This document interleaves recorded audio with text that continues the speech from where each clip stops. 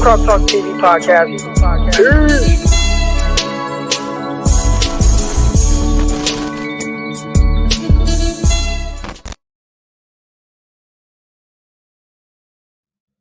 Welcome to another episode of Croc Talk TV. I am your host, former NFL and AFL defensive back, Eric Crocker. And on today's episode of the morning show, we are going to get into Kyle Shanahan talking about Jimmy Garoppolo, naming him the starter.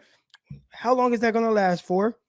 Deebo Samuel, his emergence as a top receiver. I'm going to give my thoughts on that and where he's at. And how he's really kind of the only target for the 49ers right now. And rookies around the league, man, give a rookie report. Rookie quarterbacks around the league. How are they playing in comparison to, Trey Lance and kind of what we saw from him in his one start? And of course, always get to you guys, get you guys on here live. All right. But first, before we get started, if you haven't already, make sure you go check out Locked On 49ers with myself and Brian Peacock. The link to that will be in the description. Also, Locked On NFL Draft with myself and Ryan Tracy. Make sure you guys check that out as well. Make sure you guys have that on auto download. It helps me. All right. And make sure you guys like and subscribe this video. Hit that like button right now. You guys are filtering in. It helps with the algorithm of everything. All right. I see the flames coming in. Definitely want to do a health check on everybody. Make sure everybody's good. I want to say good morning to everybody. Good morning. Appreciate everybody that comes in here every morning, rocks with me, talks with me. You guys make my mornings fly by. Sometimes I get on here and I'll start rambling about kind of whatever. And man, I'm in a pivotal part of my gym and my business and everything. And things are definitely coming together. I've given you guys kind of an update on certain things that's going on, man. And the dirt work, all the dirt work is done. So we'll see what the next step is. I think coming in, they're definitely going to have to lay the concrete slab down and do all the plumbing and everything. And sooner or later, the building should be going up. So that's a 12,000 square foot sports performance facility. And for those of you who have been in here and kind of heard like my story on everything, I kind of have, I guess I can elaborate a little bit more on just what it is I'm doing and kind of how I got here. So yeah, we're going to get to 49 talk, but sports performance gym, building that up. And I'd say this, like one thing I've learned, like when it comes to quote unquote business, and I'm learning a lot. I'm in like the infant stages of knowing anything about business and how it works. All right. Now I have kind of like a hustler mindset. So my mindset is I'm going to do whatever I have to do. And because of, whether it was my steps to get into the NFL or just how my kind of life has worked out, I understand like the process of things, and I understand how things start from something and some of the I don't even want to say sacrifices, the investments that you have to make in yourself. A lot of people say sacrifices, right? Well, I sacrificed doing this, I sacrificed doing that. I was listening to Andy Frisella, who has a podcast on entrepreneurs for entrepreneurs, and he gives it to you straight. Love Andy Frisella. Have his book 75 Hard. If you guys haven't listened to it, make sure you guys listen to it. All right, 75 Hard, or read the book. Excuse me. But he had said one thing, and it really stuck with me. And I encourage you guys all to read as well. But he said, it's not a sacrifice if you're getting something out of it. It's an investment. And I think a lot of times we look at it like, hey man, like, well, I'm sacrificing this for this, or I'm sacrificing doing this. And it's like, dude, if you don't go to the club because you stay at home and you study, and in return you get an A, that's an investment into yourself. That's not a sacrifice. A sacrifice is only if you're losing out on something, right? So if you say, I'm gonna, my wife, she just went to the Dominican Republic. She just got back. I'm gonna sacrifice not going to the 49ers game because I have to stay home because my wife is going to the Dominican Republic. Now that's a sacrifice, right? But if you're getting something out of it, it's not a sacrifice. It's an investment into yourself, no matter what it is. So even if it's, oh man, I'm gonna sacrifice not eating the foods I want. No, that's not a sacrifice. That's an investment to your body, right? Like you get something good out of that, not eating trash food. So people are like, oh man, there's a lot of sacrifices you have to make to get this kind of body or whatever. No, a lot of investments you have to make in yourself, and you have to be disciplined. And with these businesses and where they're at, I made some investments into myself by going all in. And one thing I've noticed, and I've been training athletes for I started when I stopped playing football in 2015. So by 2016, I started training athletes. And one thing I've noticed with it is when I wasn't all in, when I kind of half-assed it, I didn't get the results I wanted. You know what I'm saying? I didn't get the results I wanted. And what I mean by that is I've been sitting on the business plan for about 4 or 5 years to open up my own athletic training facility. I actually got the mindset from LeVar Ball. All right. And for everybody, whatever they say about LeVar Ball, man, when his son, 2017, was coming out and he started talking about owning your own, being your own boss. And that was kind of the mindset behind the big baller brand and all that. Like I listened to that, man, and that was what I took from it. I was like, man, like forget working for other people. Now you have to figure out how. And the way I was going about it before was, well, I'm still going to do this job while trying to get these other things off the ground. But one thing I've realized was until you go all in, you're probably not going to get the results you're looking for more times than not. Right. That's what I'm in the infant stages of business, right? I've only been doing this like and going all in since January. Once January, I quit my job, boom, I'm going all in.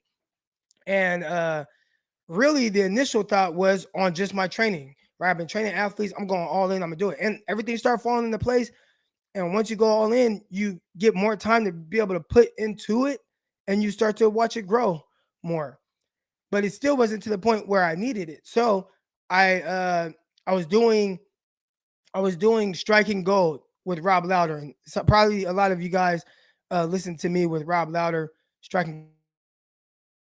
But I realized that I had to make more money to cover up the difference between the new building that was going to be built and how much I was bringing in from just purely my training.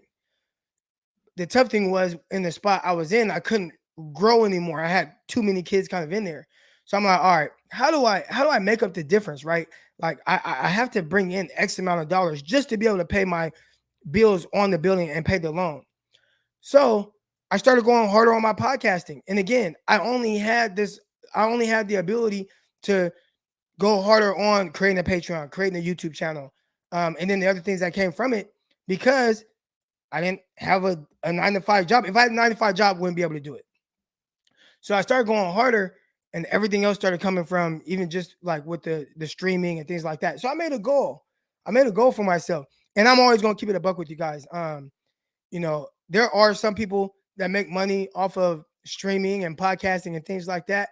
And there are some people that aren't making money and some people that do it just for the fun of it. And I was one of those people that did it for, I just love talking about football. So initially it wasn't about money, but once I had to make up that difference in how much I was going to need to open up the gym or to be able to pay my bills in the gym, it had to not be about money, but I had to figure out a way to make more money from it. So again, I was making about $600 a month doing Striking Gold. Now, that was us recording like once or twice a week.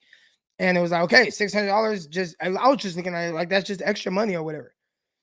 But now I had to figure out how to turn streaming into a profession.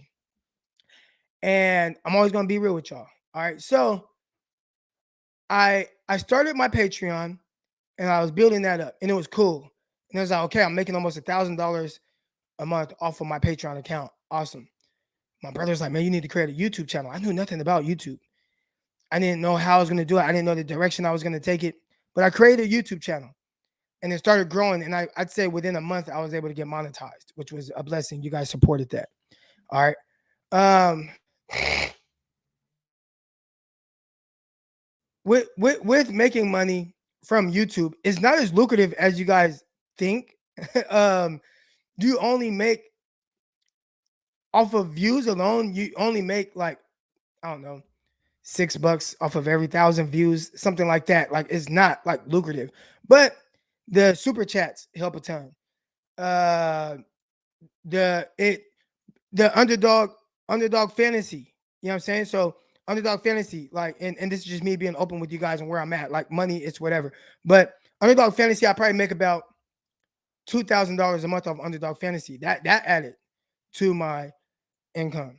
You know what I'm saying? The Patreon added to my income. The YouTube added to my income. And then came Locked On 49ers, Locked On NFL Draft. So my goal, once I started seeing the money rolling in, I started trying to figure out like, okay, I'm going to hustle. How do I figure out how to make 10,000 a month off streaming? So that was my goal. I'd say about a few months, late May, June. I said I'm gonna make 10,000 by Christmas time. By Christmas, uh, someone said, I thought you talked football, bro. Nice story though. Get it, boy. Yeah, I talk football. We're gonna get into that. But by Christmas time, I was like, you know what? I'm gonna make $10,000 a month off streaming. And I'm really close to that. So I say all of to say, man, like when it comes to like business and stuff like that, I'm always learning. If you guys have any advice, shoot it to me. I'm partnering up with somebody to help with the merchandise. That should be coming soon. I'm trying to cover all my bases with this. But uh if you guys, I say this because if you guys have anything that you guys aspire to do and it feels like it's kind of out of reach or it's a long shot, it's probably not as long as a shot, but you really kind of got to go out all in on it and figure it out. When I half-assed it and was just like, oh, I'm gonna do this, this, and this, but then I'm gonna try to dibble and dabble into that other things. I never got the results. I didn't get the results that I was looking for. So now I'm definitely, it's coming along. And because you guys tune into the show, it really helps me be able to, now I'm about to start selling this show to, not selling the actual show, but giving my numbers to different companies and trying to get some sponsors for this show. And who knows, shoes, by Christmas, I might be at, I don't know, 12 to 14,000 when my goal is really 10,000 a month. All right, anyways, again, if you haven't already, make sure you guys hit that like button. I got 85 of my cool folks tuned in. All right, hit the like button, hit the subscribe button if you haven't already. We've gotten over 6,000 subscribers now.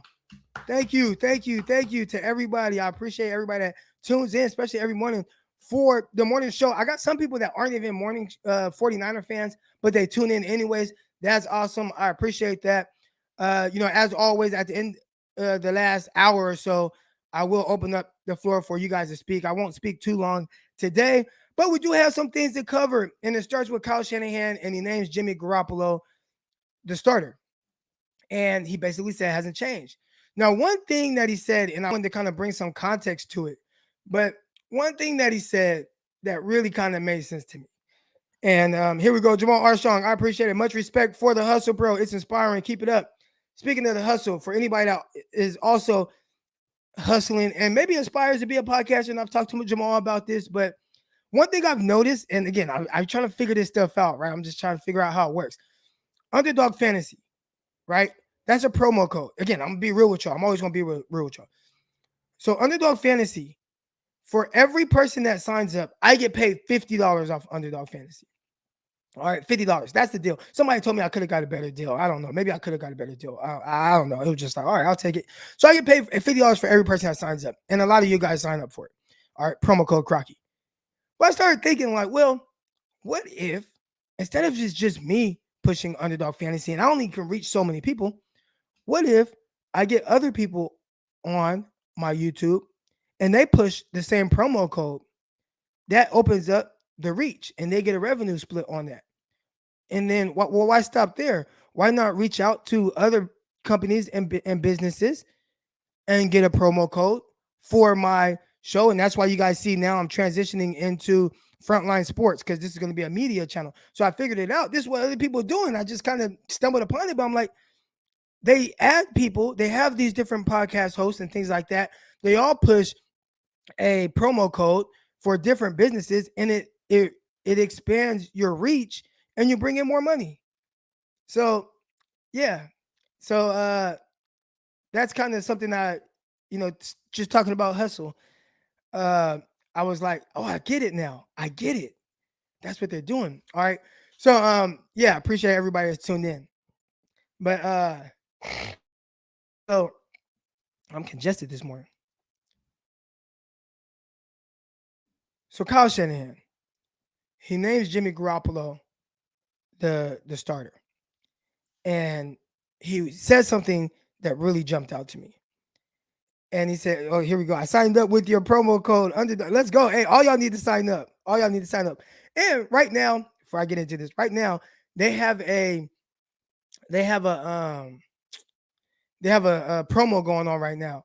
So usually it was, if you know, when you deposit a minimum of $10, they throw $10 into your account. Right now they're matching whatever you put in there. So if you go in there and you put $100 in there, they'll actually match up to $100. So they'll match $100. All right. Now, uh, the reason why I say do it, like last night, I made $70 on a parlay that I hit with some basketball stuff. Made $70. You know what I'm saying? I put in like $10, made 70 or whatever it was. So, or I think $5 and I made 70. So, yeah, man, make sure you guys, there's money to be made on Underdog Fantasy as well as making me some money. So let's get it. But anyways, back to Kyle Shanahan and Jimmy Garoppolo. There was one thing that he said that kind of stood out to me. They didn't go into last game thinking it that Jimmy was a bad game away from being benched. And I think a lot of fans and people that cover the 49ers, and you know, I'm on both sides of the fence there. It was you're always thinking, when is that time? Like, what does Jimmy Garoppolo have to do to get benched? What does Trey Lance have to do to become the starter? I think the easiest thing to say would be what Florio said. Well, beat him out and you could become the starter. I don't think it was that easy. Maybe we should touch on some of Florio's comments. Maybe we'll touch on that next. But, and I don't know if you guys heard Florio. Basically, Florio said the biggest disappointment in the NFL right now is Trey Lance, because he hasn't been named starter. He wasn't able to beat out Jimmy Garoppolo. We'll get into that. All right, but Kyle went into the game thinking, well, Jimmy's not a bad game away from being benched. And it kind of clicked. And I think what we've been asking, when is Trey going to start? When he's going to start? The question is going to be, when does the clock start on Jimmy being a game away from being benched? And if I had to bet money, I would say that game started the clock. That game started the clock. I think Jimmy is kind of hanging on to his last lifeline now. I think for previous games, you could look at it and say, well, he played well enough to win here. Okay, well, he started this game off well, but you know, he didn't finish because of injury. Oh, this game he finished strong, right? There's all these different things you could, if you're Kyle Shanahan, you can point to and say we're heading in the right direction with Jimmy Garoppolo being the starter. We're right there. Where he's just not. It hasn't been consistent. But I do think the question that should be asked is, when does that clock start on Jimmy not starting and Trey Lance being in there?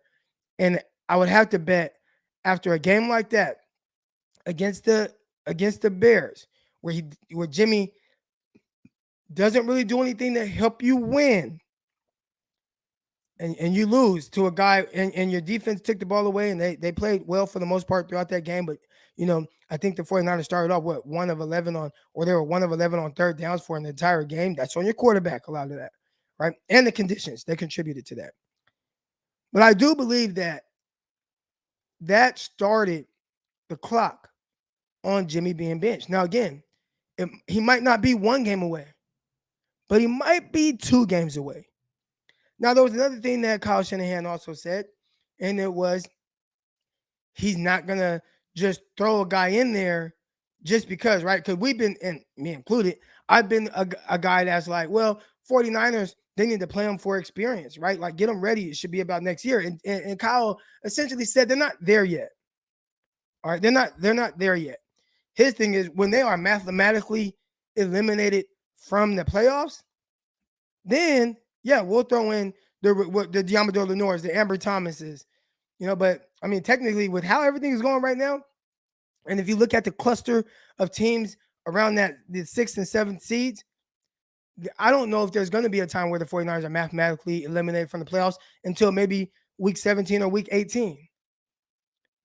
The 49ers aren't out of this. They're like a game from the last spot in the playoffs, and Kyle Shanahan knows that. So for him, this is not the time to just be like, well, I just want to get Trey Lance experience.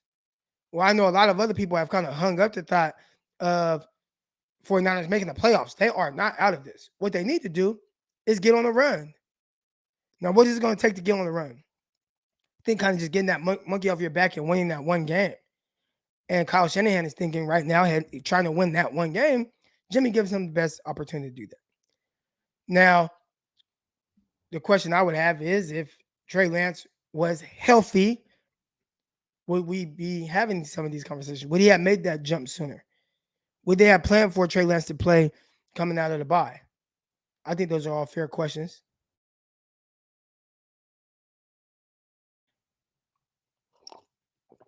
We have Florio.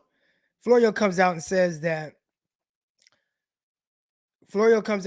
Trey Lance is the biggest disappointment in the NFL right now because he wasn't able to beat out Jimmy Garoppolo. And Mina Kimes made some great points. I can't remember exactly what she said word for word, but Mina Kimes came out and in defense of really Trey Lance and the situation. And obviously Florio has to say certain things for clicks. And I think we all get that. I'm not a big clicky person, but even the title of this YouTube channel was something that could be what I name it. Let's see. I named it Jimmy Garoppolo gets a lifeline. All right. And that's me trying to be somewhat catchy, but not really controversial, but something that is going to get people to be intrigued in what it is I'm talking about. So I kind of understand the business a little bit. People that toe the line, you probably never get as big. Look at me. All right. I don't really toe the line with, I try to give everything to you guys straight. I'm not like a clickbait person. Grant Cohn, right? Grant Cohn is the opposite. Now I love Grant Cohn and I love everything. What Grant's doing, like he's doing amazing with his channel. He's doing amazing. And Grant Cohn has the balls to ask Kyle Shanahan the tough questions. And I really appreciate that. We really get to find out. He tries to get deep. Sometimes Kyle's kind of brushes around that or whatnot. But Grant Cohn asks great questions. But there's a little clickbait going on, right? But it's working. Look at his YouTube channel. People subscribe to his YouTube channel. He's probably pushing 50,000 subscribers right now, or getting close to it. He is doing an amazing job with his channel and everything, and with how he's doing it.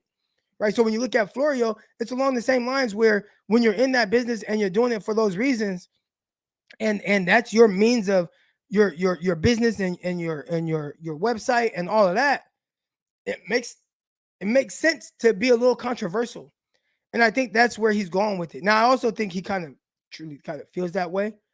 But he came out and said that Trey Lance has been the biggest disappointment in the NFL because he was not able to beat out Jimmy Garoppolo. I have some thoughts on that. I don't think it was ever about him coming in the number 3 overall pick and having to beat out Jimmy Garoppolo. I believe the 49ers kept Jimmy Garoppolo for that purpose. If the 49ers truly wanted Trey Lance to start, if Kyle Shanahan, and in theory they do want him, but if they wanted to just say no matter what you're going to start, they would have just cut Jimmy or traded him. They would have cut him or traded him and got whatever they could for him and roll that money over and have that extra money next year.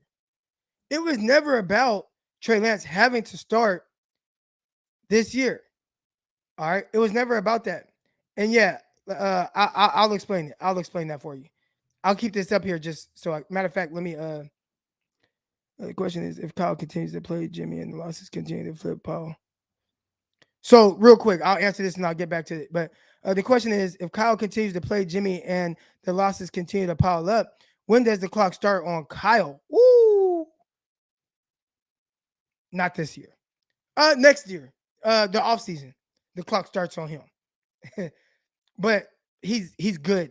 He's going to be coaching the team next year, 100%, and maybe for the next 2 years. But I do think the clock kind of starts next year. I appreciate the contribution. I'm gonna keep this up because I want to remember to. So Trey has never been given the proper chance. And yes and no. All right. Yes, because at the end of the day, if a miracle happens and he comes in and he just balls out and it's just clicking on all cylinders, and he comes in hot and ready, then his opportunities would have been increased. But when it comes to what Florio is saying, and he's coming out and he's saying, well, he didn't beat him out. We're talking about a guy who, one, had not played in a year. And I like a lot of what Trey Lance has done so far. I like what I've seen. I think a lot of things are encouraging. But had not played in over a year, right? Except for the one little showcase game that he probably didn't even practice for. Then comes in, heading into training camp, he really only had 7 practices with the team. 7 practices heading into training camp. Training camp is only like 2 weeks. So in a 2-week span, a guy who hadn't played in a year and only coming off 7 practices with the team, but in 2 weeks he's supposed to be able to realistically beat out a guy who has been in the league for 7-8 years. I don't know. Now, I do feel like Trey Lance did everything possible, considering the circumstances, to put himself in position to beat him out, but he never got the starts. We saw the numbers, and I'm not saying that training camp numbers count or practice stats count, all that, but it kind of adds context to the fact that I feel like he was doing well enough to get first string reps, right? I feel like when you looked at the numbers and what he was doing, those numbers against the twos, albeit, should have been good enough to get him first team reps, but it didn't. So what that lets me know is Kyle did not want him to start for whatever reason.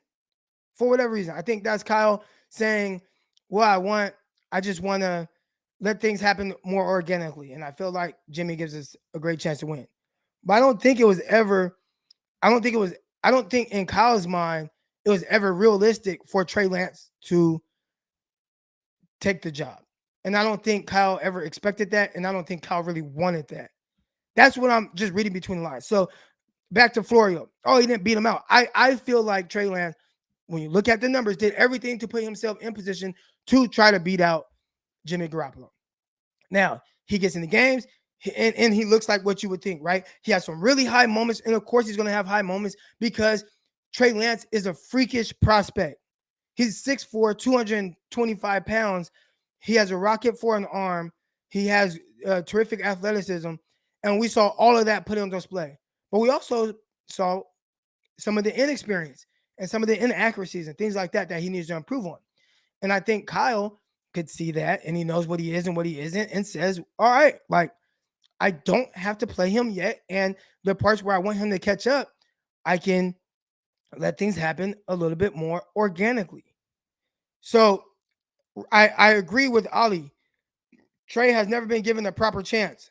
I agree and I disagree, but I agree. In a perfect world, in an ideal world, and maybe the world that Florio is speaking on, Florio is just saying, I don't care about context. I don't care about anything else. You're number 3 overall pick. 49ers want to get rid of Jimmy.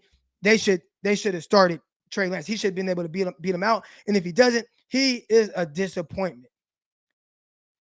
I just disagree because I don't think that the 49ers ever had to do that. And if they really wanted to get rid of Jimmy Garoppolo, they would have.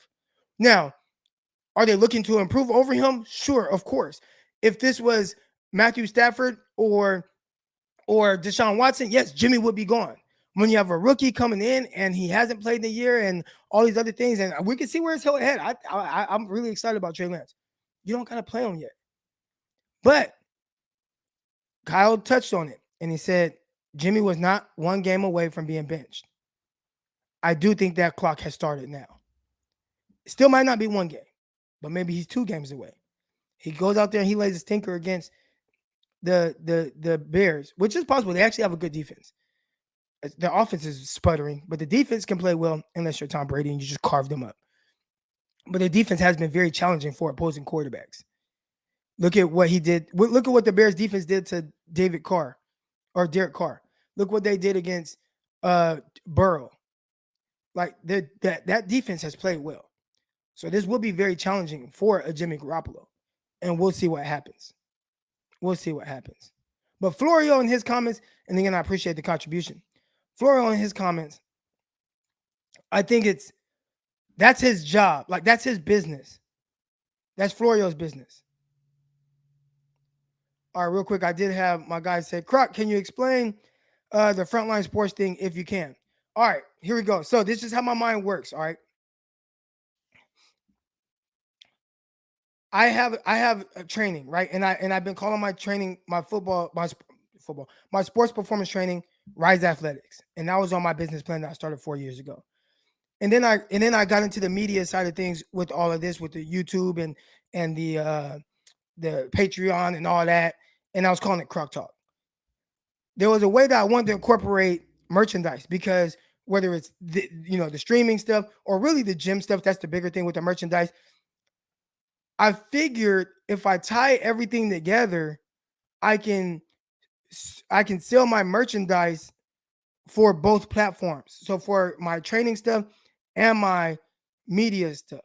All right. So I came up with the name Frontline Sports. And Frontline, that's the most important or influential person in a debate or movement. All right. That's what Frontline means.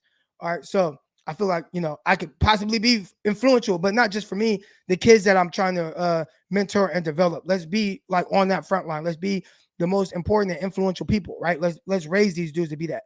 So I came up with Frontline Sports, and I have two sides to it: Frontline Sports Performance, Frontline Sports Media.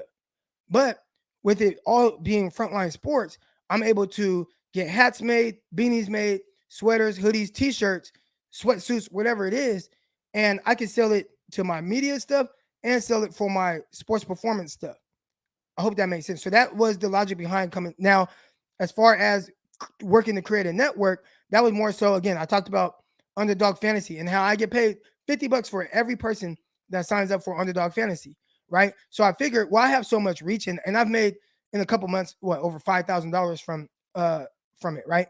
But I figured if I create quote unquote a network and bring other people on, and everybody pushes the same promo code, then we can make more money and we can reach more people and we can expand, and I can give people a revenue split. So that's kind of that, and it kind of I touched on it a little bit early on, but that's that. All right, here we go. Look at play calling when Trey's in and when Jimmy is in. This is a great point because on the last episode, we talked about with Greg Pinelli, QB Monday. I saw over 2,000 of you guys watched that. I appreciate that. Make sure you guys hit the like button and subscribe. All right, but QB Monday, we showed Trey Lance playing under center in preseason. His first snap, under center. Play action, looked to take a deep shot, rolled out, threw a ball to Brandon Ayuk. He dropped it. And that's a sign of more things to come, apparently. But his big shot, the touchdown, that was from under center. Big play action, bootleg. Showed him under center, bootlegs, throwing balls on the move. So that under center play backed up in the end zone, under center, threw that corner route to Warner where he had some nice yards after catch. So it was really weird to see the play calling be different for Trey Lance as opposed to Jimmy Garoppolo, because in preseason it was more of an offense that's similar to Jimmy Garoppolo's, and you would expect him to run those things, do those things, and just add the element of shotgun and pistol. But he made pistol and shotgun a primary offense for Trey Lance when in preseason that wasn't what you did. So that was really weird. I want to see, does that gap between the play calling for Jimmy and Trey Lance start to bridge together? Trey makes the offense way more dynamic once he's able to do both, which I thought that was the point of him sitting. I feel like if you had to start on week 1 and you wanted to figure out how to just get through an offense with him, then maybe you do more shotgun pistol stuff. Feel like he's more comfortable seeing the field from that standpoint. But he played on the center preseason. You're supposed to be developing him as a passer first and use his legs as an added value. But then you come out against the Cardinals, and it's almost like you scrapped everything that he'd been working towards. I don't know. I appreciate the contribution. I don't know. So here we go, man. Real quick, we touched on Kyle naming Jimmy the starter and kind of that whole thing. I was going to touch on rookie quarterbacks around the league, but we'll forget that right now. I've been talking about a whole bunch of other stuff anyways. Let's touch on Deebo Samuel real quick, because I think right now is this for real? And how long will this Deebo Samuel thing last? Right. And I think right now the biggest pushback on Deebo Samuel early on was, can he stay healthy? And a lot of people said, well, he can't stay healthy. And if you really think about it, his his rookie year, he missed one game. He missed that mud bowl game against the Washington football team, and had a terrific season. Really, almost 1,000 yards between receiving and rushing. And it was like he's really good. And then year two happens, and he breaks his foot in the offseason. That leads to him being a little bit probably overweight and out of shape heading into the season. So he pulls his hamstring, comes back, pulls his hamstring again. He's done for the year. So I think a lot of people looked at that and was just like, oh well, he can't stay healthy, and he did have some health issues in college, but the good football player was always there. Now, because of the injuries, I think year two, and he didn't have that year two. Now he does. A lot of people, he was kind of overshadowed in the sense of the other guys from that class. So you had DK Metcalf, you had AJ Brown, you have uh, uh, Terry McLaurin, and Deebo was not included in that conversation. I always felt like he had the ability to do so. He had the ability to insert himself into that conversation of being a good receiver, just like those guys, a big time receiver, just like those guys. Now, I think a lot of people looked at it like, oh man, well, we could have had DK Metcalf. And it's like, yeah, we could have. And I really liked him. He was my wide receiver one. Well, it could have had AJ Brown. Really liked him. He was like my wide receiver 2B to Deebo being my 2A. All right. But at the end of the day, Deebo's terrific, and we're seeing him now. And he probably came into this camp healthy and shape. He's been doing a great job. And you look at him now, and he's putting up wide receiver one numbers. And he is the only guy. There's only one receiver in the league right now that has a higher percentage of receptions and yards on his team, and that's Devontae Adams. Aside from that, like Deebo is the only guy producing for the 49ers. And I think when you can produce like that and they can find different ways to get the ball in his hands, again, he might not be your prototypical guy. And we talked about this a little bit on my Locked On NFL draft last night. I gave Deebo Samuel some love. He might not be your prototypical guy from a route running, looks like Odell Beckham or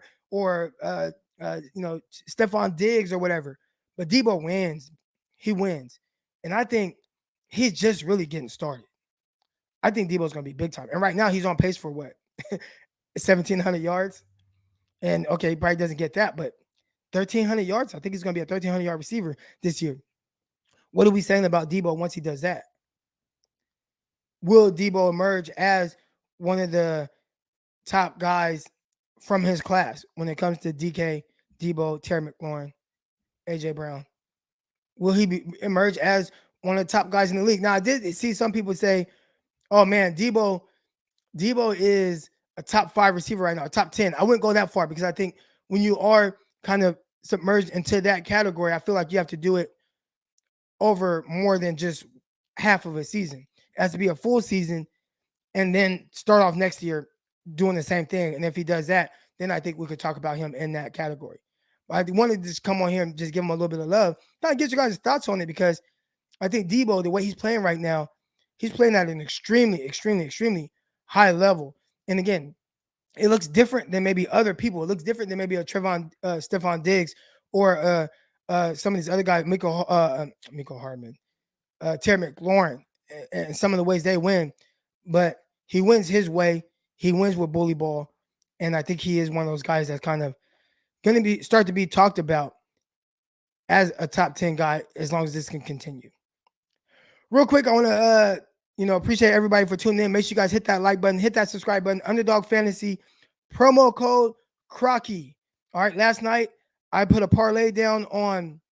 It was like I did a parlay on LaMelo Ball, the Greek Freak, and some other guys.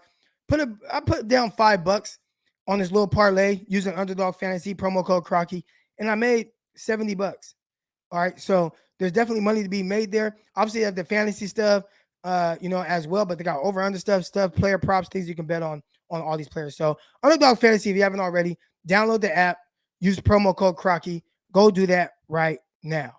All right, hit that like button if you haven't already. It helps with the algorithm. Got 150 people in here, so I should have at minimum 150 likes. Click down that chat for a second. Hit that like button. Help bring people in here. Help the algorithm. All right, here we go. Got a contribution from the Jedi. I appreciate it. Starting to think race has context with coaching staff. Just saying, we hear about all the Niner black player mistakes, but McGlinchey, nothing. Brunsko, nothing. Jimmy, just now. Your thoughts, Croc? Um, I no, okay. I don't think it's race, but there is kind of this culture thing when it comes to this whole thing. All right. So I don't think it's race, but if you look at some of the guys that he's challenged and talked about, I don't know. I think there's this. I don't think it's race. It's how can I explain this? I'm trying to choose my words wisely if you guys can't tell. Sometimes you don't have to worry about guys being focused and prepared. Sometimes these other guys have these different distractions, and the distractions could possibly, result in poor play or whatever. I think maybe they don't talk about McGlinchey that way because maybe McGlinchey is focused and prepared and plays as well as he can, and maybe they just accept that that's who McGlinchey is, and eventually will move off of that. Maybe they look at Ayuk. We'll use Ayuk for example. Maybe they feel like he's not as focused or prepared, but they know that there's a whole another level that he can get to, and they want him to reach that.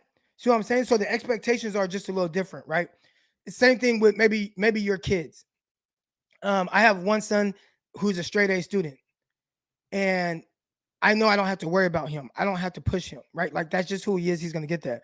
I have another son who has more distractions. He's not a straight A student. I challenge him to be at the very least a 3.0 student, an all B student. I know that he needs more of a push. I know he needs more of a kick. It's not that I view my sons different because of, obviously it can't be race, but I just know that their focuses and things are different. I have to get on one more so than the other. And maybe that's what it is. I don't think it's race. I think it's maybe what they view one person's potential and him maybe not doing everything he can to reach that. I don't think it's race though. I hope that made sense. And I appreciate the contribution. Here we go. We are now going to add everybody to the chat.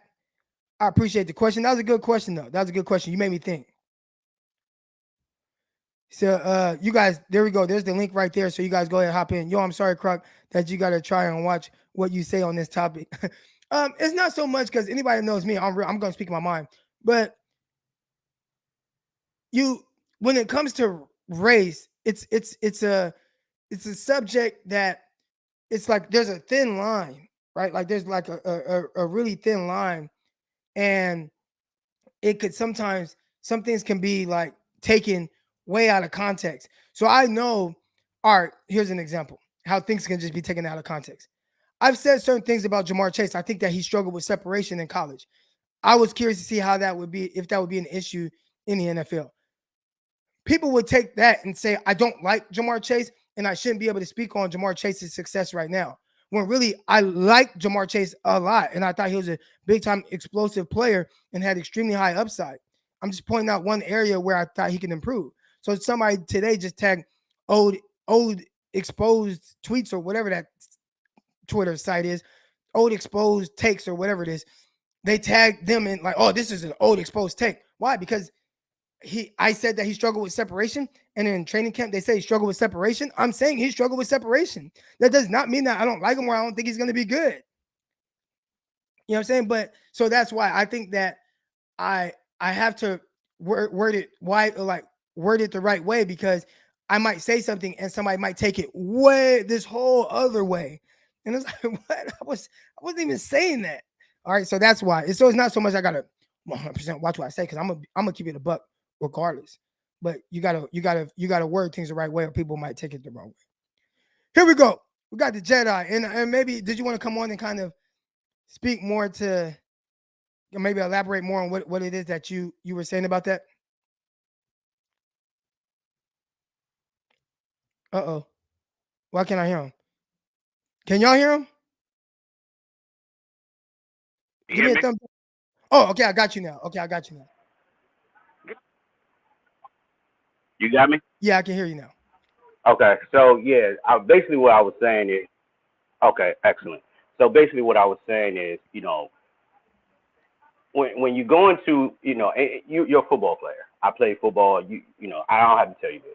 There's certain coaches that when they criticize everyone. For example, Bill Belichick.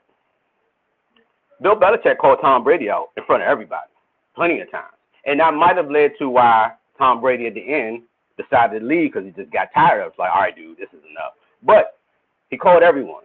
When Tom Brady was before he was even who he was, he called him out.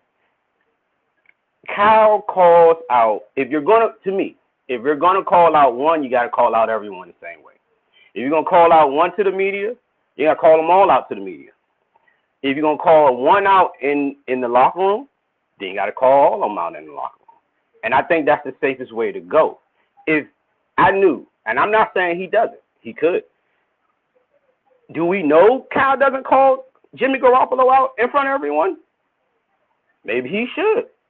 Because if Tom Brady got called out as a Patriot, why isn't Jimmy Garoppolo being called out? Jimmy Garoppolo is a veteran. He's supposed to be setting the world on fire, right? At least close to a 500 or above record. And right now, our record looks like we have a rookie quarterback. So why not start the rookie? I can live with 2-4. Right now, we were starting Trey. I could live with 2-4 at this point of the season if I said, okay, from day one, we ran with Trey Lance. We took whatever ups and downs came, because, of course, they're going to come. But we're here now. But we started Jimmy Garoppolo, and here we are 2-4. When we ask questions about this, we get the same, well, we're not technically out of it. Yeah, okay, you just lost to Indy, dude. Like, I hear you, Kyle, but do you see what you put out on the field? Like, the offense is obviously not connecting. The defense can hold as long as they can. This is not 19. They can't give you 4 quarters or as much as 4 quarters. They can give you 3. They can't give you 4. 19, they could leak in the 4 and they just couldn't sometimes seal the game for you. But 19 was an overall better defense. Oh, by the way, you let the guy Buckner go. Leadership gone. You signed Kittle. Where's that leadership? You gave Jimmy the money. Where's that leadership? There is a demand to me, and the last time I've seen it on his team is Joe Staley. And Joe Staley was passionate to Buckner, and they let Buckner go. So now when we fast forward to some of the issues we have right now, what I'm saying is, okay, we have no leadership. We've mismanaged drafts. I've shout out to you and what you do, because you have said numerous of times players that the 49ers could have used. And now all this stuff, Croc, is coming back to bite. And I'm just being real. There is going to be I don't think it's going to be Kyle. I don't think Kyle bears the brunt this year. But I do think John does. And maybe Adam Peters does, because someone has to understand, like, we were about to draft Reuben Foster at 3. That was going to happen. And this roster is now is catching up to the front office.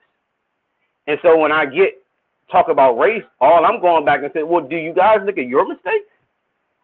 Who's calling you out in front of everyone? Brandon Ayuk is getting open. His quarterback won't look the other way to him. We do got one person that's calling Kyle out, and that one person is Grant Cohn. Shout out to Grant Cohn. He's been the only one that's has been consistently critical and willing to ask Kyle the really tough questions. I think some of the other guys are coming along on this. I will say this, and this will be my kind of pushback on the whole Jimmy G thing and kind of, calling him out and stuff like that. I also remember, and I reference Grant Cohn a lot because I see a lot of his takes as opposed to some of the other guys. But Grant Cohn has also said that he felt like in previous years, Kyle was actually too hard on Jimmy and maybe a little too critical of him and maybe didn't hold him at and maybe held him too accountable and didn't coddle him and didn't give Jimmy confidence, right? Like it was almost like he kind of crushed him and put him down. That was one thing. So I think maybe he's at a time right now where he's maybe a little softer. I don't even want to say softer on Jimmy because I'm pretty sure he demands, excellence in the meeting rooms. But maybe he's a little bit softer to the media and how he's approaching this because he knows, at the end of the day, he's going to be gone anyways. I'm just trying to buy time to make sure that my rookie is as ready as possible to really take over. So right now, let me just be as nice and kind to Jimmy while still holding him accountable. But, at the end of the day, he's going to be gone. And we say this as well, right? Anybody that's in here that has, coached and whatnot, y'all all have heard the terms like the coaches only get on the guys that they like. So if he stops getting on Jimmy, that might let you know, I don't care for him right now. Get him out of here.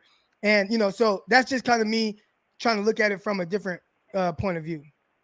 I don't think it's race. I'll say that. But I appreciate you coming on. I got to get the next person on. All right, we got a couple people wait, man. Shoot, you already know. Tomorrow, same time, same place. We'll be on here.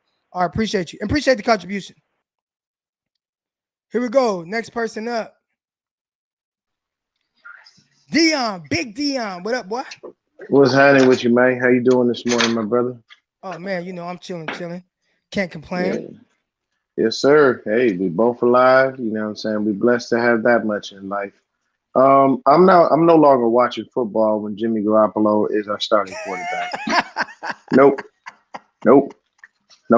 All y'all out there, y'all can tell me, Dion, you started good yesterday, but you came on and I can't keep the streak going. I'm sorry. I'm done. I'm flat out done. Okay, Dion, done. I gotta bring you back. All right. Give me one positive Crocky thing, ain't no bringing me back, baby. Thing. I love you, brother, but I need Dion. Nope. No more 49er football the rest of the year. Can't do it. What if Jimmy ends up starting in a couple games? I mean, Trey Lance, you'll watch football game. If Trey Lance starts, yeah, I'll watch football. But until if Jimmy is the starter, I no longer watch the games. I will look on ESPN. Croc, let me give you a couple stats. Jimmy Garoppolo threw the ball 27 times. He completed 16 passes, right? If you look at the stats for Jimmy Garoppolo, Jimmy had 17 short throws. You completed 16 passes. 11 of your targets went to Deebo Samuel. You know who the next leading receiver was? Jermichael Hasty. Come on. Okay, but listen. Now hold on. Okay, go ahead. Okay, go. Yeah. Here's the thing. You, Kyle, gonna shove Jimmy Garoppolo right back down our throat. One bad start. Kyle, have you been watching the season? What are you missing? So I'm gonna tell you this is what's gonna happen. We're gonna beat the Bears. Look, this is what's gonna happen. They're gonna go in and beat the Bears, and everybody gonna think the ship has been righted. You forget we can't win a home game to save our lives, people. We facing the Cardinals, who are red hot right now. If they beat the Packers on Thursday, do you not think they ain't coming in to Santa Clara smiling, laughing, and giggling? Because they know we can't win at home. The stadium was down almost empty, Croc, and you heard the boos. Okay. I'll say this, Dion. We are 49er fans. Outside of a few good years with Harbaugh and one good year with Shanahan, the last 20 years have been trash. So if you were able to kind of live through that and watch football during those times with Tim Rattay and Cody Pickett and shout out to JT O'Sullivan. JT O'Sullivan, but shout out to JT. That's my guy. But Sean Hill, if you lived through that time and had to watch that era of 49 football, I feel like you can thug it out for the rest of this season. I'm not watching football as long as Jimmy Garoppolo is the starting quarterback. Kyle Shanahan has completely screwed this up, and he continues to screw it up, and he thinks it's okay. He's perfectly comfortable with walking Jimmy Garoppolo out there, watching him fail, and in the media, making him seem like he's the greatest thing since sliced bread. There is nothing that anyone can tell me that says that it's a good thing to have Jimmy Garoppolo out there. Like Last Jedi said, if we are 2-4 with Trey Lance, understandable. We are 2-4 with Jimmy Garoppolo, and that's not good enough. Kyle is now a basic head coach. He is no longer to be lauded as this offensive mind guru, none of that. He's a basic head coach and a glorified coordinator. And I know y'all gonna not like me and you probably won't follow me, and I truthfully don't care. I'm looking at reality and facts. And you can't dispute anything I've said right here on my moment for this tape in this time. You can't tell me that Jimmy is a great quarterback. You can't tell me that Kyle is coaching proper games. The man openly said in his post-game precedent, he is not at all in the season felt like he's gotten into a rhythm, maybe on several drives, but not fully in a game. You really want to hear that from your head coach? That's not good, people. Listen, Dion, that's him being accountable for what's going on. That's his way of being accountable. But be accountable against Jimmy Garoppolo. And there are things Jimmy. That's accountable. That's accountability, Croc. Yes. You can't tell me if you were the head coach, you keep rolling with Jimmy. I know you wouldn't. If you're the head coach, do you roll forward with Jimmy Garoppolo after that performance in the rain where Carson Wentz hung 30 on you? If I was in charge of the 49ers, Jimmy Garoppolo would not be on the team right now. So that's different. But also, this isn't Kyle's first year. I feel like if it was the first year, he could have went into it and thugged it out with Trey Lance. This is his fifth year, and he looks bad. He's under the pressure of trying to have a winning season. So that's why you see Jimmy. Now, again, and I touched on it a little while ago. He said that Jimmy Garoppolo was not one bad game away from being benched. But I do feel like that clock is now started. I don't know if it's one game, but I'd say it's for sure 2 games. Within 2 games, if it looks weird, Trey Lance will be in there. But the thing is, if Trey Lance had been healthy, then maybe there would be more of a conversation as well. They have a high probability of beating the Bears because the Bears offense is hot garbage. We all know that. The Bears defense is better than most people give it credit for. So here's the thing. Say Jimmy goes out and lays an egg against the Bears, and you trot him out next week at home versus the Cardinals. And once again, the boos are deafening. At some point, you have to understand as a head coach, we as fans are the ones that make your stadium go. We pay your paycheck, bruh. You got to, at a bare minimum, respect us as fans and stop giving us garbage on the field. The offense is run by Kyle. Mike McDaniel ain't running nothing. Let's keep it a buck, people. Mike McDaniel, he got a title. He ain't running nothing. He might have some input, but he ain't running nothing. At the end of the day, this Kyle and Jimmy thing, you need to stop, man. You need to let it go. Jimmy Garoppolo ain't winning no dang Super Bowl. He ain't winning nothing for us. And then when the season's lost, now you want to put Trey in. And then what's Florio going to go ahead and do? Well, you see, you still can't win with Trey Lance. Mike Florio, shut up. Well, we can't worry about what Florio says too much. Because we already know his comments, he's an but idiot. You can't. Because his clickbait. You're right. You're right. Clickbait. And he knows. And I think other people know this too. And that's why, remember that offseason after the Super Bowl for 49ers, Jimmy Garoppolo was always on TV. Just a conversation of possibly replacing Jimmy. People knew, like, if you talk about the 49ers, you know, that you're going to get a lot of clicks. But, Dion, I'm going to get the next person on. All right, brother. Obviously, Appreciate you, man. always appreciate your taking your perspective. Yeah. All right, guys, and I'll still give you content, but it'll just be based off of stats from ESPN. I ain't watching these games. Jimmy ain't gonna do nothing but screw it up anyway. Y'all have a wonderful day. Peace and blessings. Nope. All right. He's gonna watch the game, man. Y'all think he's gonna watch the game? I think he's gonna watch the game. Man, there was one comment I wanted to get to, and dang, that's a tough thing when this chat starts going. I don't know where it's at, but real quick, if you haven't already, make sure you guys hit that like button, hit the subscribe button right now. Click the chat down, click down the live chat, click the like button, then get right back into the live chat. I appreciate everybody that has already contributed to the likes and the show. Make sure you guys subscribe if you haven't already.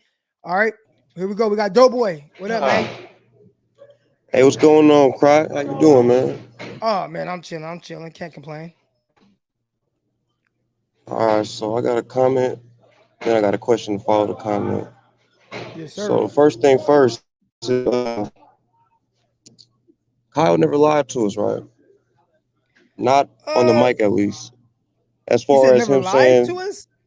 I'm saying as far as with this Jimmy situation, him being the starter, that's what he said from day one, and I just feel like, I guess as far as if we're in playoff contention, they're gonna ride with Jimmy because that's what because he keeps saying every time he's talking, he says something about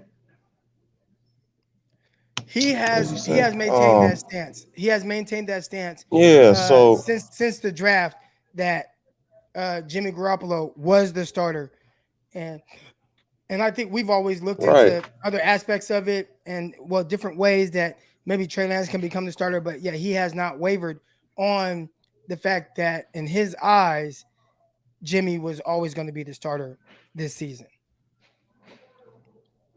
Exactly. So what I'm saying is, how do we know that he's not planning on starting Trey, as soon as this little Jimmy situation is done with? Because, they paid the man, and NFL is a business. So it's like, how do we not know that he's not planning on doing it? Sooner or later, it's just right now he either sticking with the game plan, as he says. Game plan is Jimmy's healthy. All the guys, we agreed to this, and it was a business agreement. Like, this is what we're gonna do. We feel comfortable, and they're just going through it with him. You know what I'm saying? Like, they sticking by him, and because ain't nobody said nothing out of the locker room. Ain't nobody like tweeted or except for the Ken Laws. He says some little whatever he said. But so I'm just looking at it like, well, damn, like only one that's mad is the fans. Like, and none of us know really what's going on. We all want to play, GM, but nobody really knows. And I'm just looking at it from their standpoint. Like, they keep jumping up, in front of the press, just like whatever, like, and we all know that the kid should be starting, and I just feel like, well, you know what, if that's what they're trying to do with Jim. More power to him. You know what I'm saying? I remember his dad. I think his dad was an OC back in the '80s when they started off with 5 and 6. They won the Super Bowl. Yeah, I was. I'm talking about Kyle Shanahan's dad. All right, I was born in okay. '87. So. Oh, my bad. Oops. Hey, okay. So, with that being said, and then I remember Kyle Shanahan with the boy Grant. He talked about it. I guess 10 years back, he had went to the playoffs with a bad record in the beginning with the Redskins or whatever. So maybe they probably really do feel like, they got a shot, and it's like, you know what I'm saying, just let them do them, man. Like, because us going up and being mad about it, that ain't gonna help, and then booing them. Like, come on, don't boo that defense. Are you serious? Like, because you booing the whole team, man. Like, don't do that. Like, because they was out there fighting. I mean, I know Jimmy's trash and shit, but don't do that to the team, though. I even said that about the corners, shit. Because the D-line ain't been giving them no real like hella just blowing up plays and all that. Nah, they not. And look, you got these motherfuckers out there really fighting with some young hogs on the other side, playing receiver. I fuck with Josh Norman. I do. Like, you can't tell me nothing about him because he's out there really trying to fight. And I do feel like they should play the youngsters, though. Don't get me wrong. I don't know why. I hate seeing when it'll say inactive. Diamador, why? Right. Thomas, why? What are you talking about? What you talking about? That kind of now that I don't understand. I feel like Kyle Shanahan, maybe he got mental health issues right now. I don't know, bro. Like that's where he lose me at is his coaching. I'm not mad at you going with Jimmy, but let's talk about you with these play calls though. Like what are we getting out of you though? And I feel like that's where they should be checking Kyle at. It's not about the quarterback. Check him about his play calling, man, and put him in the right. Because when we seen him in the play action, he was doing his thing. So it's like, why would you run from that? Jimmy was actually throwing down the field. Hit the boy Warner. I've been trying to see Warner play for a minute. Got him out of Georgia, like hit him with one, bam. And then next thing you know, he shotgun again. I said, oh wow, y'all crazy. But but yeah, I just want to know like why is that not being an issue to Kyle as far as like the plays, bro? Like, cause you've been out there before, so I just want to know from an insider standpoint, like, is I nobody think it's allowed to get tough. at the head coach? Yeah, no, you 100% are. I think the tough thing when it comes to play calling, and I'm gonna get you off, Doughboy. I appreciate you coming on. I'm gonna get the next Yeah. caller on real quick. But I think the tough thing when it comes to play calling, sometimes you can okay. I touched on a little bit yesterday on spaces. All right, so here we go. Get loose for this one. All right, so when it comes to play calling, there are a lot of times where you can call the right play, but maybe the execution is poor. Now, sometimes the execution is not on the quarterback. Your tight end that you tried to scheme up in space against the defensive end, maybe you're wrong for that. Maybe you should have tried to double him, but maybe he gets called for holding. Maybe your right guard, his name is Brunskill. Maybe Brunskill gets blown up into the backfield on a third and short. Brunskill gets blown up, and there's a tackle that's made in the backfield. But damn, it's like it wasn't a bad call. Brunskill just got blown up. You know what I'm saying? So I think sometimes it's a slippery slope when we're talking about play calling because a lot of times it could just be more of a lack of execution. And that's not to say that Kyle isn't at fault. I think you can put some things on him in certain situations. And I think going back to the Trey Lance thing and him not playing under center, I think like that's a big thing for me. But overall, it's kind of hard. It's really hard for me to really question play calling. A lot of time it's execution.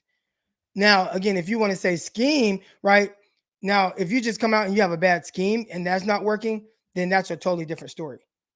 All right. So, for example, the last 37 seconds against the Packers, and people are like, D'Amico Ryans, man, he didn't do this or he played that. It really wasn't bad calls. It was bad execution by the players, right? It was bad execution by Diamador Lenore when you're supposed to be in a two-man trail and you have a safety right over top, which was Hufanga, and you're supposed to be in a two-man trail and you're on top of Adams and outside shade giving up the in route when really you're supposed to be trailing him and undercutting any in or outbreaking route. So we could say, well, it's a bad play call, but really it wasn't so much a bad play call. It was really more so bad execution. So that's why sometimes I struggle with the whole bad play call thing. I hope that makes sense. Here we go. We got Rich on. Rich, how you doing, man? Good. How you doing? I'm doing good. Good. So I don't know if you saw the interview with Greg Papa the other day with Middlecoff and I forgot his partner, but they were interviewing Greg Papa and something that caught my attention was Greg Papa happened to mention that this was a Super Bowl roster. Do you agree with that? Yeah. Okay. To me, it's what is a Super Bowl roster? Right? Like what is that? So I think that's the first question. I believe any team that comes together and plays good football could potentially win the Super Bowl.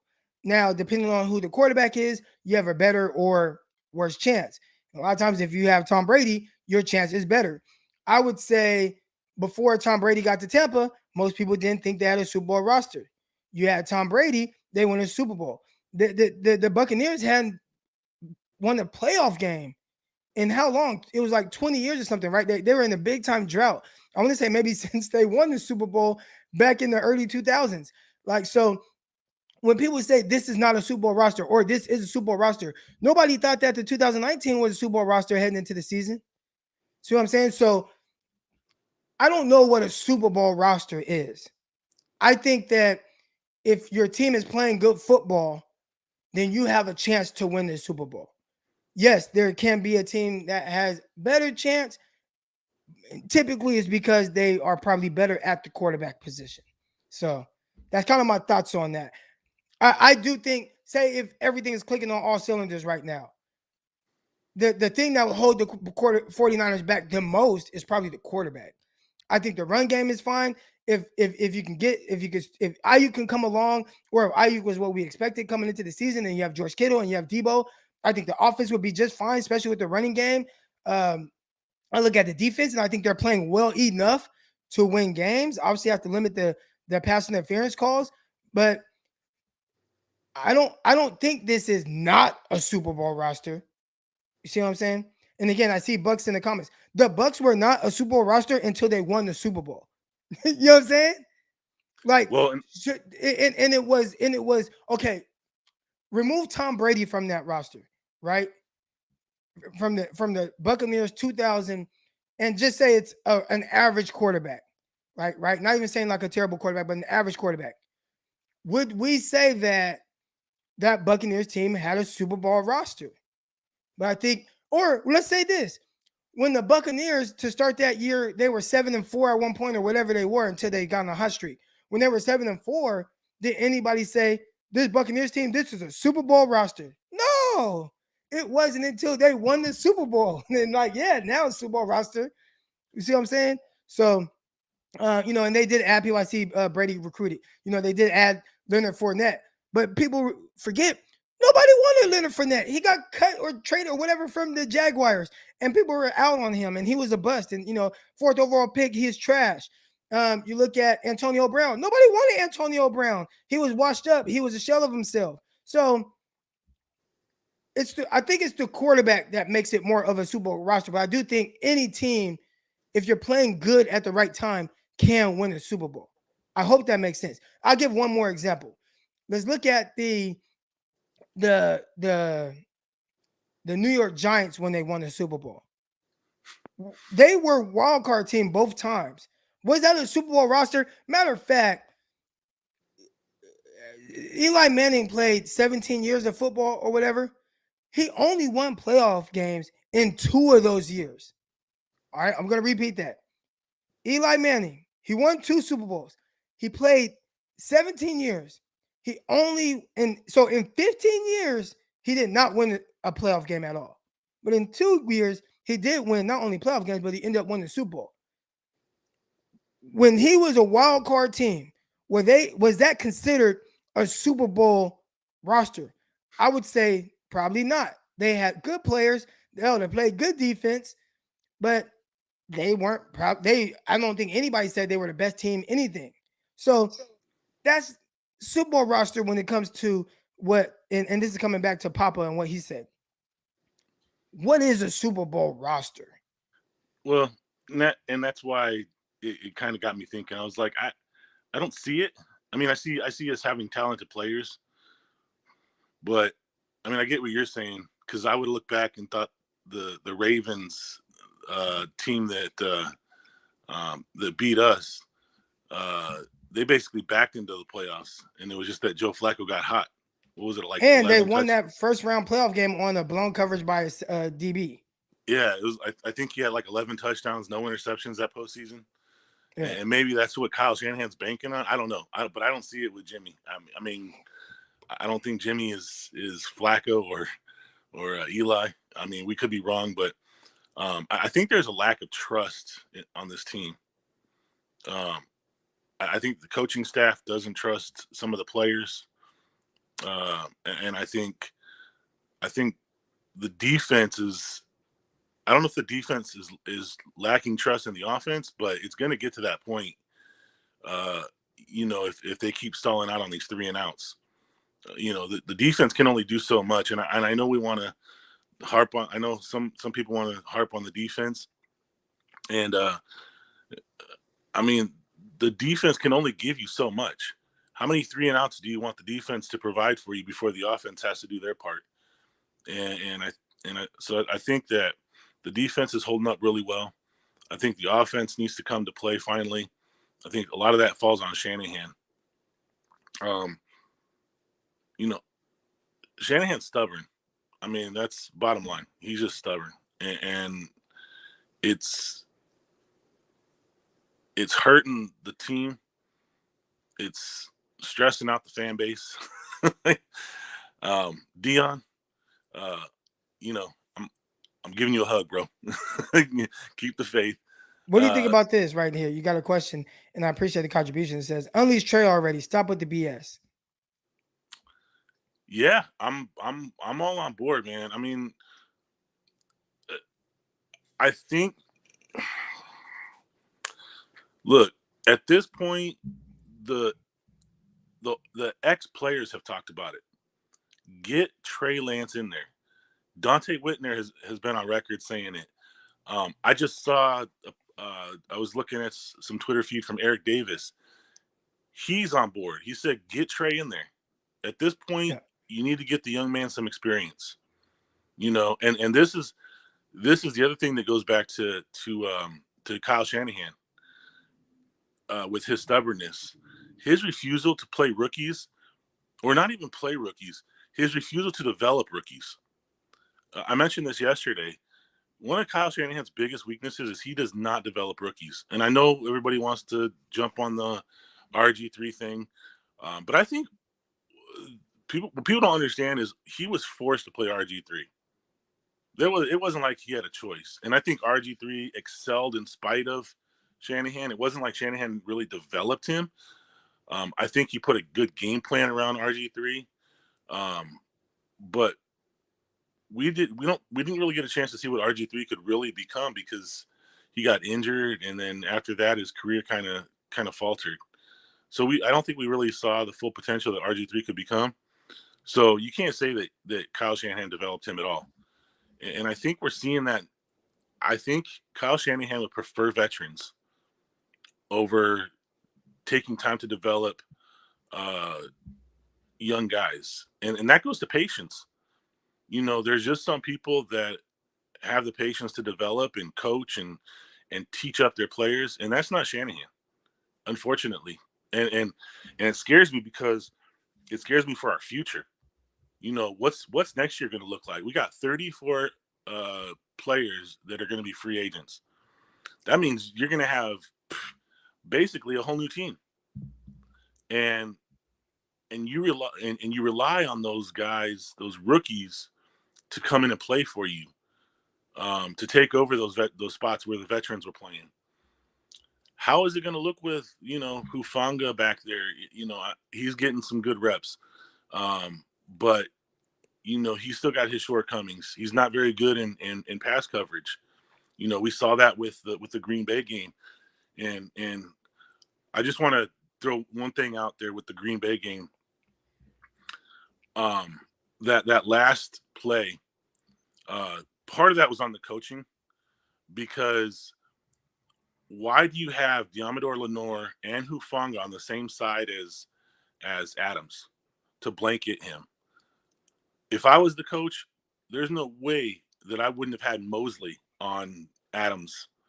That way he could at least cover up for, because we all knew Hufanga wasn't very good in pass coverage. So that play was destined to fail just because you had two rookies. But that's besides the point.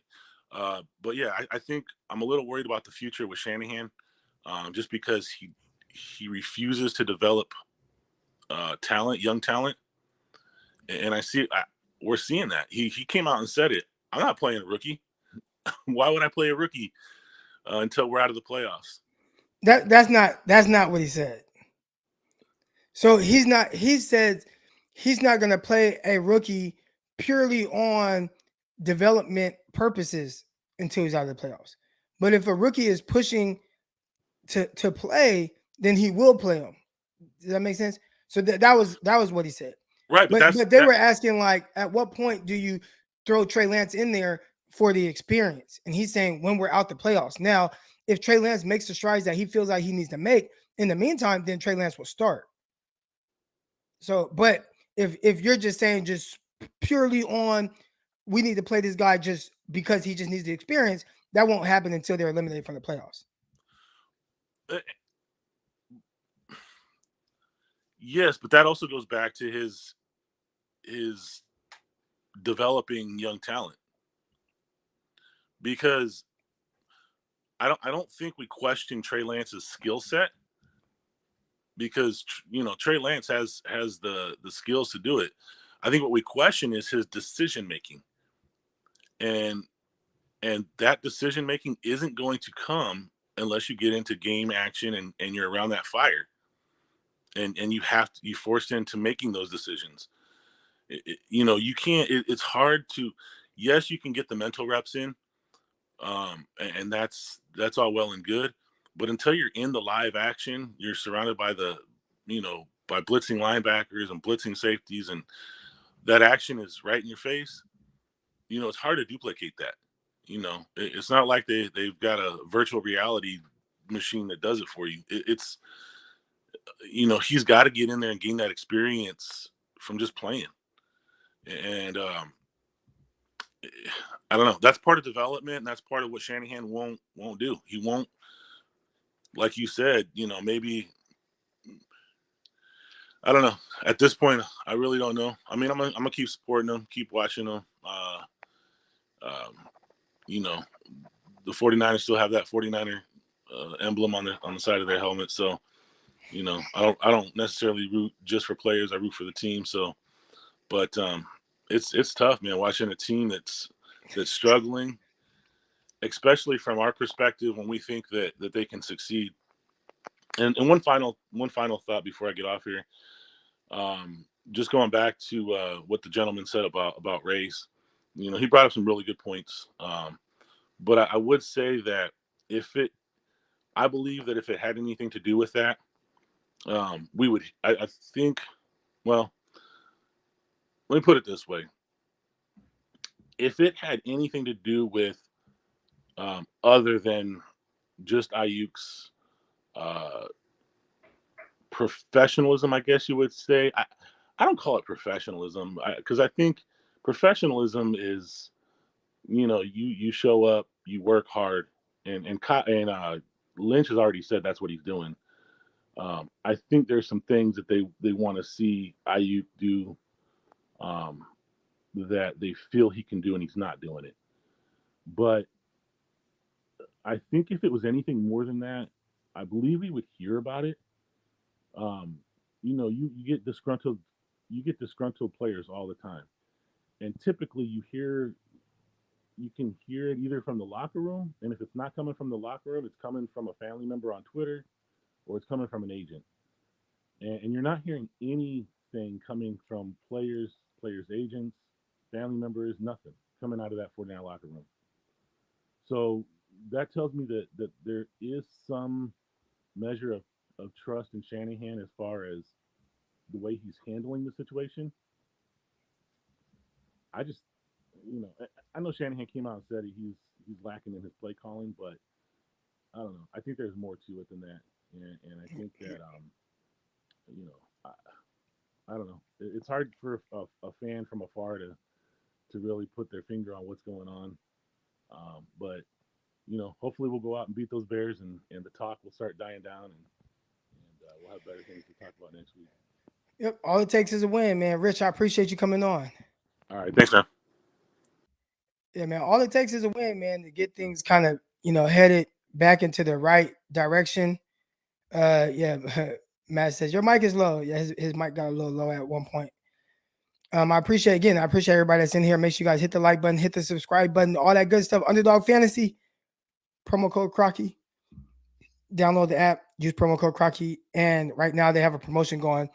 Whatever you deposit when you sign in, they'll match that up to $100. So I wish they would have did that when I signed up. They actually gave me some money to mess with when I first got on, though. Here we go. This is a great point. 10 games left to be played. And I think that's plenty of time for the Niners to potentially put together a good little run. One thing that Kyle Shanahan said in his press conference yesterday was that, hey, they were sitting at 3-6 at the bye when he was with Washington, and they ended up winning out and making the playoffs and winning the division. So it ain't over till it's over. There are a lot of people that are like, man, this is over. Nah, it's not. 49ers are literally one game out of last place in the playoffs. The last playoff place. So what, seventh seed or whatever? 49ers are one game away. And the teams ahead of them are not hot either. You got like the Panthers, you got like I think the Falcons in that range or whatever. Like the 49ers, they're not far, and that's what Kyle Shanahan is kind of banking on. That's what Kyle Shanahan is banking on right now. There were a lot of good comments while he was talking, and obviously I couldn't get to answering them. And I wanted to answer them, but now they're probably just gone. There were a lot of good comments, things I wanted to touch on. So the best thing to do is if you leave a if you want your question answered, or if you want my thoughts, leave a contribution in that, a super chat or whatever. That really helps. That helps me be able to see it, and it kind of like locks that in for me. I love the positivity. I think by nature I'm just an optimistic person. I'm not like necessarily overly positive about the situation that's going on right now. I just see a scenario where it can flip really quick. If the 49ers win two games, they'll be in the playoffs, right? As of right at that moment. If they win 2 games in a row, they'll be. Now, biggest thing is, can the 49ers win 2 games in a row? That's the hard part. I don't know. I wouldn't even look at Peachy. I wouldn't even look at the Cardinals and the Rams and them being 7-1, 6-1. Don't even pay attention to them. They're don't even look at them. I would look at the teams at the bottom and what the 49ers have to do to potentially make a playoff run. And I just touched on what is a Super Bowl team. And I saw some of the comments in there about, Super Bowl. A Super Bowl team isn't a Super Bowl until they're a Super Bowl team, right?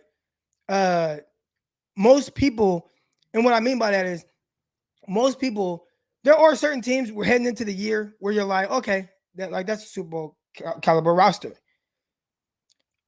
More times than not, that team isn't the one that wins the Super Bowl unless they have Tom Brady. Tom Brady has won hell of Super Bowls. Hell of Super Bowls. I think 7 of them now, right? And he's been to 10. Does Tom Brady always have the best team, even in the years that he won the Super Bowl? No. Have we seen other teams be wildcard teams and win Super Bowls? Yes. Again, what is a Super Bowl roster? I think a Super Bowl roster is a team that gets hot down the stretch. Buffalo, Kansas City, Baltimore, Cincinnati, Tampa Bay. That's the list. So now, okay, great question. I have a question for you, Ken or Kent.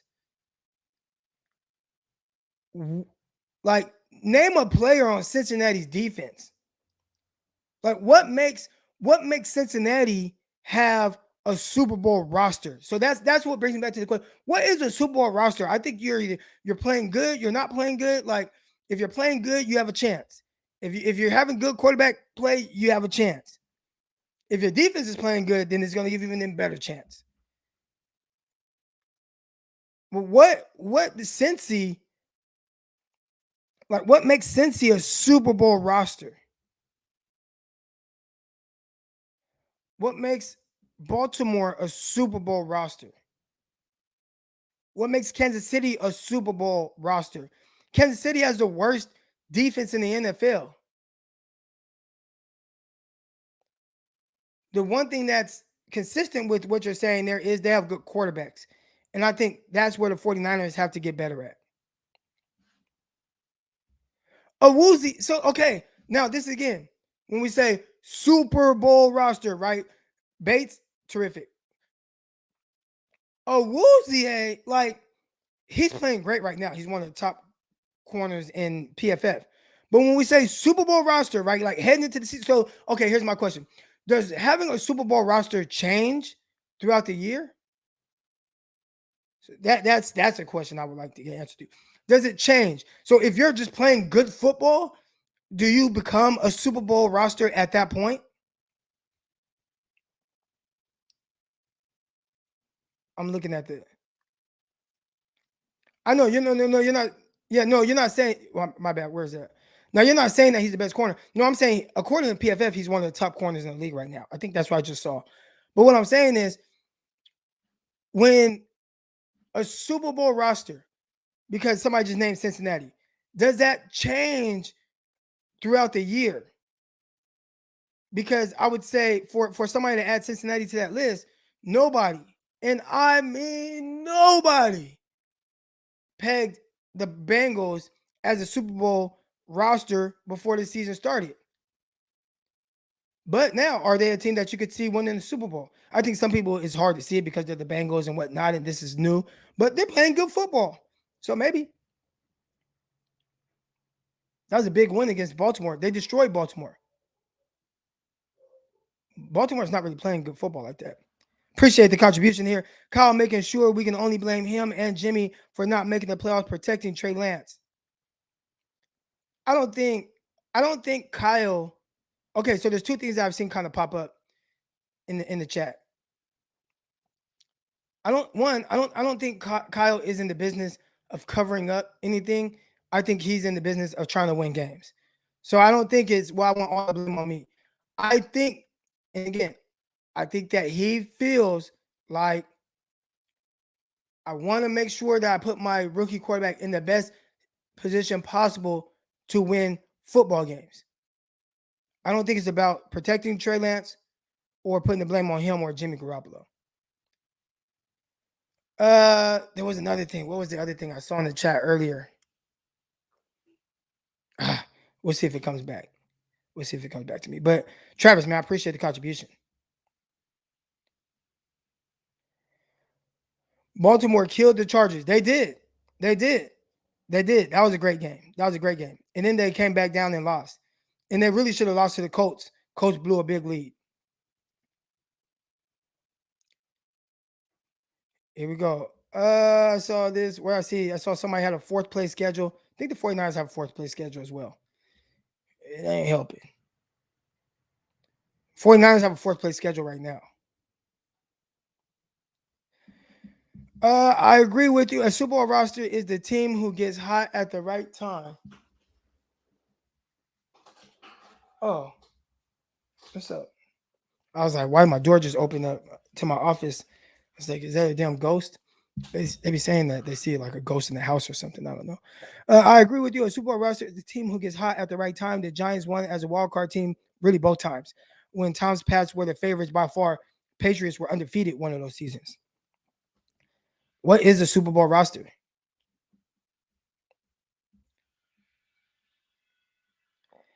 Cowboys look like a Super Bowl roster because Diggs and Parsons have balled out. Right. I'd say before the season, everybody said Cowboys defense was trash and they weren't going to be able to win with it. And Dak Prescott coming off of an injury. But you come out, you start playing well, how people view you changes. And now the Cowboys look like they have a Super Bowl roster, which nobody would have said that before the season. I say all that to say, really, when it comes down to and what we've seen, really the consistent thing with all this is when you have good quarterback play, you look good. When you look at the Dallas Cowboys, they're having good quarterback play. They're having explosive plays. They're having good drives. They're being able to run the ball. The biggest thing that the 49ers are lacking right now is at the quarterback position and consistency at that position.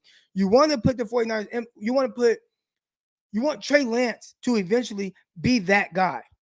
You want Trey Lance to be that guy. How does he get to being that guy? Because I'll tell you this, if Trey Lance becomes that guy, the defense that we're watching right now is a good defense. The secondary isn't bad. The linebackers are good. The pass rush, whatever. Like, you start getting those drives. Matter of fact, we saw it in the Cardinals game. We saw it. We just didn't score the points. That was a great defense of output. We didn't score the points. But what helped the 49ers defensively? Trey Lance taking the ball into Cardinals territory 8 out of 10 drives. 8 out of 10 drives they drove into Cardinals territory. That helps. That helps your defense out. Now, can we get more consistent play at the quarterback position from even Trey Lance or Jimmy or whatever to where those result in points? And if that's the case, then our defense looks good and nobody's complaining about anything else that's going on. 49ers are frustrating. 49ers are frustrating. But again, I appreciate everybody coming in today. Man, I love chatting with y'all every morning. You guys start my morning off right. Make sure if you guys haven't already, hit that subscribe button, hit that like button. Mr. BMW Lotus, the PIs are a problem. Oh, before we get out of here, the pass interference, they are an issue. I don't equate pass interference play with cornerbacks that suck. That's just my opinion. I don't think because you got a pass interference call, you're not good. So when I look at the 49ers, especially the cornerbacks, I think they're actually playing well. But they got to figure out the pass interference issue. So if they can improve on that, then we're not going to have any issues with the 49ers secondary because they're actually playing well, aside from the pass interference issues, and they got to fix it. They got to fix it. How do you fix it? I don't know. I don't know how you fix it, but you got to fix it. Got to fix the pass interference issues. But if we don't have the pass interference issues, y'all are not complaining about the 49ers secondary. But we got to fix it. I'm not dismissing the fact that they have to improve on that. I appreciate everybody that's tuned in. Make sure you guys hit that like button, hit that subscribe button, thumbs up, all that good stuff. Do the comments, whatever helps to the algorithms. I appreciate it. 49ers got to control the hugging, all that good stuff. We'll catch you tomorrow morning. If you guys are new to this show, we start every morning at 9:30 a.m. Eastern time, 6:30 a.m. Pacific time. And I try to go for an hour and a half. We're going for an hour 37. Tomorrow I should be getting my guy on for a wide receiver kind of enthused show, but get my guy Jasper Rose's perspective on certain things. But again, I appreciate everybody. Promo code Crocky on Underdog Fantasy. Make sure you guys download the app and use my promo code. Till next time, I'm out. Peace. Intercepted. It is picked off by Eric Crocker. Over midfield, he'll run it all the way into the end zone. Touchdown. Croc Talk TV podcast. Peace.